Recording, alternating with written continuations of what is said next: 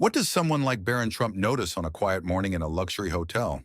More than you'd think, and much deeper than most would guess. The sunlight was slipping through the thin linen curtains, casting pale gold streaks across the marble floors of the suite. The room was silent, save for the low hum of a suitcase zipper being closed with the carefulness of someone who wasn't quite ready to leave. Barron Trump stood by the edge of the bed, slowly folding the final shirt with the deliberateness of someone lost in thought, not in routine. He was tall, poised, and perfectly dressed, yet there was a strange stillness in his eyes. The kind of stillness that doesn't come from peace, but from an ache one hasn't yet named. This wasn't just the end of another trip. It felt like the end of something else, something he couldn't quite define. Perhaps it was the silence. Perhaps it was the city, or maybe it was what he felt in the hallways of this hotel, in the scent of old wood and polished brass, in the nods of staff who had memorized the art of being invisible. He'd spent the last few days in high-level meetings, surrounded by people who spoke too loudly and meant too little. Yet here, in the solitude of this room, he could finally hear his own thoughts. As he reached for his watch on the dresser, there was a soft knock. Not the urgent kind, not the careless kind, but the kind that only comes from someone who has knocked on thousands of doors and still treats each one with dignity. "Housekeeping," came the voice, calm, seasoned, warm. Barron paused. He glanced at the time. He didn't need the room cleaned, he was already leaving. But something in the tone made him speak. "You can come in," he said quietly. The door opened slowly, revealing a woman in her late 60s, perhaps older.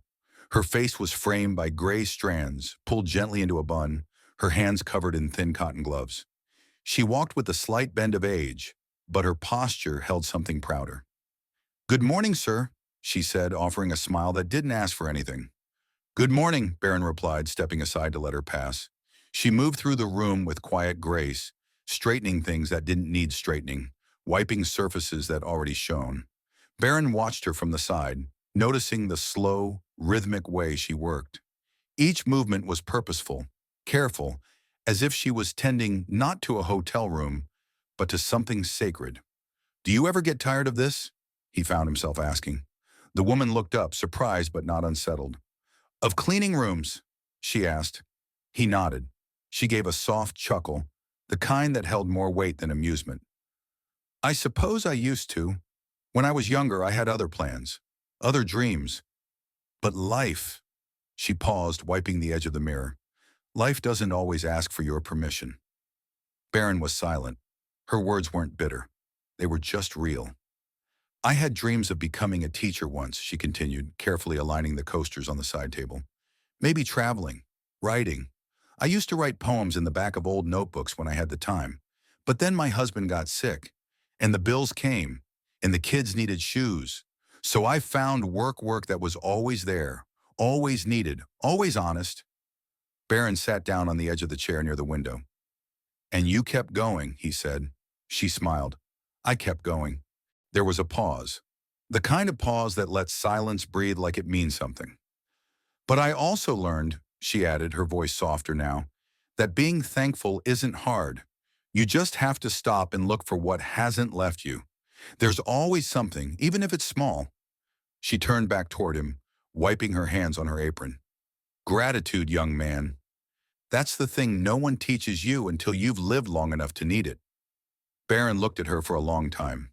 Not just at her face, but into the lines etched from decades of invisible labor, into eyes that had seen loss and kept going anyway. He didn't respond. Not because he had nothing to say, but because everything he wanted to say felt too small next to her quiet strength.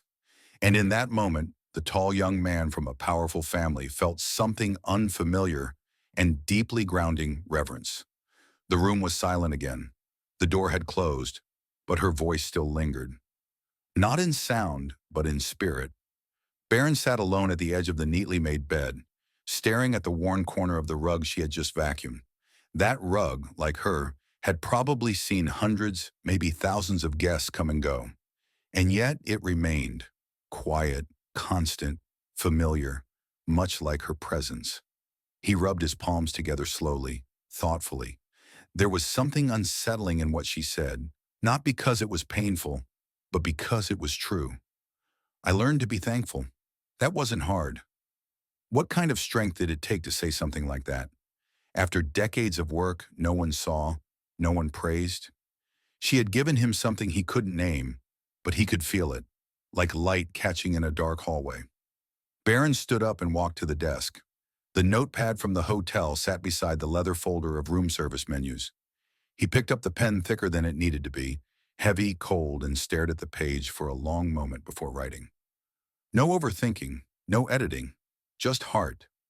He folded the note in half and placed it next to a simple envelope. Nothing flashy, just enough to help, to acknowledge, to say, I saw you. Then he stood still for a moment, his hand resting gently on the desk.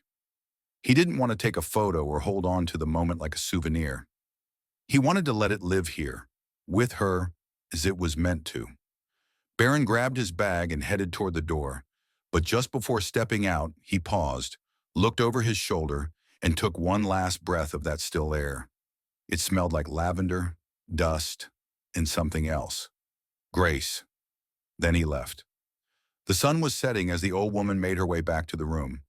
She had been working at the hotel for more years than she cared to remember, each day blending into the next. It had become routine, her tired feet carrying her through the long hallways, the same floorboards creaking under her weight, the same rooms, the same views. But today, something felt different. She couldn't place it. It was as if the air itself had shifted, lightened. The weight of 1,000 unnoticed moments seemed to lift for just a second. She opened the door to the room where Barron Trump had stayed, the one she had cleaned just hours before. The air still smelled faintly of lavender cleaner, but there was something more, something intangible. As she stepped inside, her eyes were immediately drawn to the desk, where a simple envelope lay. It was placed deliberately, just off to the side, not on the bed, not in the way, but unmistakably waiting for her. Her hands trembled slightly as she reached for the envelope. There was no name on it, just an ordinary hotel stationery, folded neatly in half. She sat down slowly, the years of exhaustion weighing down on her bones, and opened the envelope. Inside was a small piece of paper folded crisply. She smoothed it out carefully, her old eyes scanning the words written in Barron's clear, deliberate handwriting. You reminded me that gratitude is a quiet kind of power. You've done more than clean this room. You've made me see it differently. Thank you, Barron. The words were simple, but they struck her deeply. Gratitude is a quiet kind of power. It was as though those few words had unlocked something inside her that she hadn't realized was even locked. For a moment, she simply sat there staring at the note. She blinked and then a tear slipped down her weathered cheek.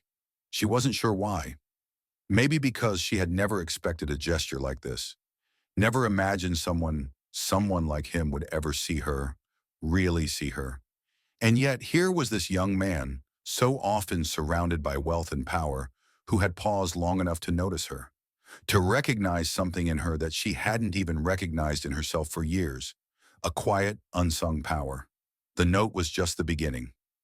As she lifted the paper, a second, heavier weight dropped onto the desk, with it a small envelope containing a sum of money. She could barely believe it. She took the envelope in her hands, turning it over, as though expecting it to disappear. The tears came now, faster, and she wiped them away quickly, afraid to let the emotions fully take hold. She had never expected anything like this. For so many years, she had fought simply to survive, and now, in this moment, she realized she had also been fighting to be noticed, to be valued, even in the smallest way. Her heart raced as she sat there, staring at the envelope and the note. For so long, she had given everything of herself to others. And yet, here, in the quiet of this moment, she realized that it wasn't just the work she had done that mattered, it was who she was. Barron Trump had not just left money. He had left something far more important, something she hadn't known she needed: respect, acknowledgement, recognition. Her life, full of silent sacrifices and forgotten labor, had suddenly been seen. And for the first time in years, she felt like someone had truly understood her, not as a servant or a worker, but as a person. And in that understanding, there was peace. She placed the note down carefully and touched the envelope gently. The weight of the money in her hands wasn't about the amount. It wasn't about charity. It was about being seen, about someone giving her the gift of dignity. The old woman closed her eyes for a moment, letting the warmth of the small gesture seep deep into her soul. She didn't know if she would ever see Barron Trump again, but it didn't matter. What mattered was that, for a brief moment, someone had cared enough to reach into her life, to remind her that she wasn't invisible. She took a deep breath, smiled softly to herself, and whispered, "Thank you."